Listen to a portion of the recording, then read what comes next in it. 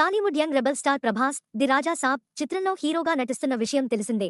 అయితే ఈ చిత్రంలో ప్రభాస్ కి జోడీగా తదితరులు నటిస్తున్నారు. ది రాజా సాబ్ చిత్రానికి టాలీవుడ్ డైరెక్టర్ మారుతి దర్శకత్వం వహిస్తుండగా ప్రముఖ మ్యూజిక్ డైరెక్టర్ ఎస్ఎస్ తమన్ సంగీతం అందిస్తున్నాడు. ఆ మధ్య ఈ చిత్రానికి సంబంధించిన గ్లింప్స్ విడుదల కాగా మంచి రెస్పాన్స్ వచ్చింది.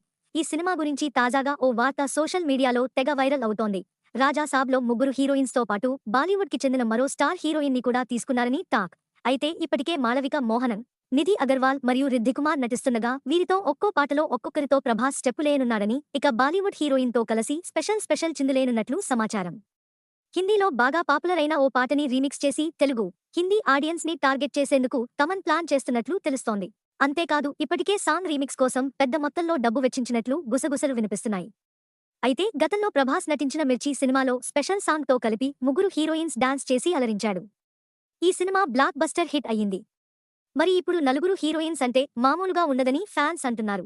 ఈ విషయం ఇలా ఉండగా ది రాజా సాబ్ ఏప్రిల్ 10న రిలీజ్ చేస్తున్నట్లు మేకర్స్ గతంలో ప్రకటించారు. కానీ ఇప్పటికీ ఈ సినిమాకి సంబంధించిన ఎడిటింగ్ వర్క్స్, పలు షూటింగ్ షెడ్యూల్స్ కంప్లీట్ కాలేదు. దీంతో అనుకున్న సమయానికి ది రాజా సాబ్ రిలీజ్ కష్టమేనని తెలుస్తోంది. అయితే ఏప్రిల్లో రిలీజ్ లేకుంటే నెక్స్ట్ దసరాకి ఉంటుందని సమాచారం.